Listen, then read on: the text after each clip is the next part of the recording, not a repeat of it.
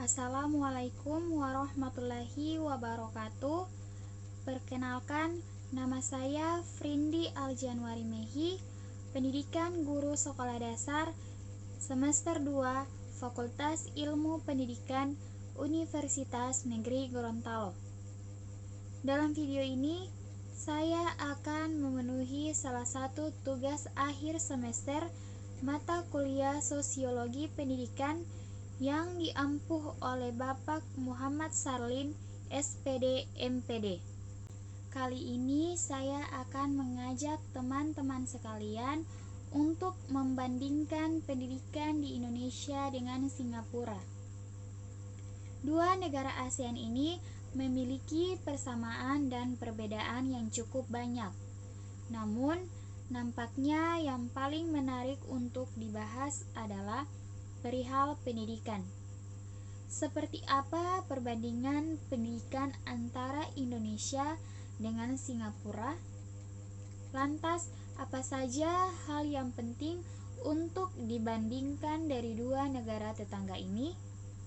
Selanjutnya, kita akan membandingkan jenjang pendidikan mulai dari yang paling rendah hingga tingkat perguruan tinggi. Jenjang pendidikan antara Indonesia dan Singapura cukup jauh berbeda. Perbedaan ini tidak hanya mengenai lama tiap jenjang, namun juga fokus pembelajaran dan standar lulusan.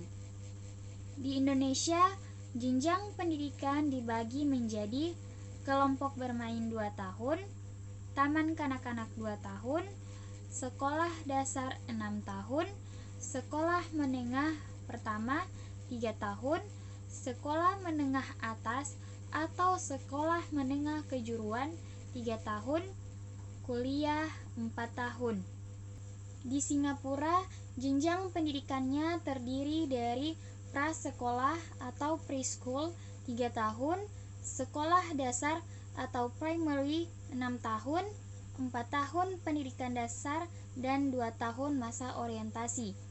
Sekolah lanjutan atau secondary 5 tahun, persiapan pendidikan tinggi atau pre-college 3 tahun, kuliah 4 tahun. Perbedaan antara Indonesia dan Singapura sangat terlihat jelas dari penyusunan jenjang. Di Singapura, anak-anak mulai sekolah di tingkat preschool sejak usia 3 tahun. Mereka kemudian masuk primary school selama kurang lebih 6 tahun. Setelah itu, siswa di Singapura akan melanjutkan pendidikan ke jenjang secondary, yakni gabungan antara SMP dan SMA selama 5 tahun. Dari sini, mereka akan dibedakan menjadi beberapa kategori berdasarkan prestasi akademik.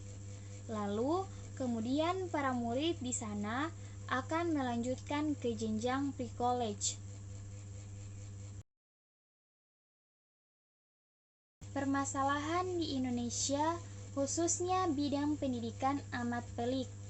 Naiknya anggaran pendidikan dan guyuran berbagai tunjangan dan kenaikan gaji yang luar biasa untuk sebagian guru yang dianggap kompeten nampaknya belum mampu membuat Indonesia menyalip Singapura. Beberapa permasalahan di bidang pendidikan tanah air antara lain: yang pertama, kompetensi guru; yang kedua, kestabilan politik; yang ketiga, isu intoleransi dan bullying di sekolah; yang keempat, infrastruktur; yang kelima, latar belakang yang sangat beragam; yang keenam, kesenjangan gaji guru PNS dan non-PNS; yang ketujuh, guru ikut terlibat politik praktis; dan yang terakhir, kurikulum yang rutin berubah. Sedangkan permasalahan terbesar di Singapura adalah tekanan yang luar biasa yang dirasakan para siswa untuk bisa lulus tes dengan nilai sempurna. Ini merupakan alasan bagi banyaknya kasus bunuh diri dan depresi di kalangan para siswa. Negeri bekas jajahan Inggris itu terkenal dengan serangkaian tes dan ujian. Uniknya, tidak seperti Indonesia yang bergonta-ganti sistem penilaian. Singapura cenderung stabil. Perlu dicatat, inilah salah satu pijakan mengapa pendidikan di sana bisa berkembang pesat. Pada saat akhir primary, grade 6, siswa di Singapura akan menghadapi PSLE atau Primary School Leaving Examination. Merujuk pada situs resmi Badan Ujian dan Penilaian Singapura (SEAB), PSLE merupakan sebuah ujian tahunan yang diselenggarakan untuk siswa primary yang akan melanjutkan ke jenjang secondary. Tidak ada batas kelulusan dalam arti semua siswa pasti lulus. Hanya saja PSLE juga merupakan tes penempatan di mana siswa akan dibedakan menjadi 3 golongan berdasarkan nilai tes mereka, yakni express, spesial dan normal, atau akademik dan teknikal. Setelah lulus dari primary, mereka akan digolongkan menjadi 3 kategori. Semua ini ternyata memiliki maksud agar siswa bisa fokus mengembangkan minat dan potensinya. Ekspres dan spesial akan mengikuti ordinary test di kelas 4 secondary. Sedangkan normal akademik dan normal teknikal akan mengambil ujian di tahun kelima. Dan bagi orang Indonesia, mungkin ini terdengar sangat berbelit-belit. Secara umum, ekspres dan spesial akan mengikuti GCEO di tahun keempat, sedang di saat yang sama normal akan mengikuti GCEN. Normal bisa mengikuti GCEO di tahun kelima. Nilai GCEO akan menentukan untuk ke jenjang berikutnya, yaitu pre-college atau persiapan universitas. Sedangkan untuk siswa normal, teknikal akan masuk ke program pelatihan dengan subjek skill yang lebih spesifik. Lalu bagaimana dengan Indonesia?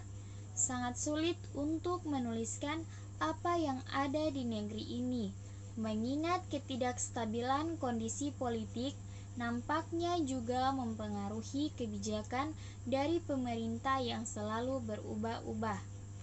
Pada suatu masa, Indonesia pernah menikmati sebuah kestabilan di mana ujian dilangsungkan di kelas 6 SD, 3 SMP, dan 3 SMA yang masing-masing tidak menentukan kelulusan, namun menentukan sekolah mana mereka akan melanjutkan pendidikannya.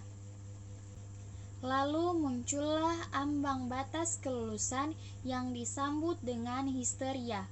Kemudian berubah lagi dengan kebijakan kejar paket untuk yang tak lulus. Hanya bertahan sebentar, kemudian kebijakan itu dirombak lagi dengan adanya remedial test. Entah akan dibawa kemana bangsa ini. Satu hal yang pasti dari Indonesia adalah ketidakpastian. Semoga seiring berjalannya waktu, kondisi ini bisa berubah. Namun, jika ingin mencontoh Singapura, dari segala keribetannya, bisa dipastikan belasan juta siswa, orang tua, dan guru akan turun ke jalan untuk menyuarakan protes. Baiklah, itulah gambaran perbedaan antara pendidikan di Indonesia dengan Singapura. Kita tentu berharap semakin hari dunia pendidikan tanah air bisa semakin maju, setidaknya tidak diremehkan di level Asia Tenggara. Sekian video dari saya. Wabillahi taufiq wal hidayah. Wassalamualaikum warahmatullahi wabarakatuh.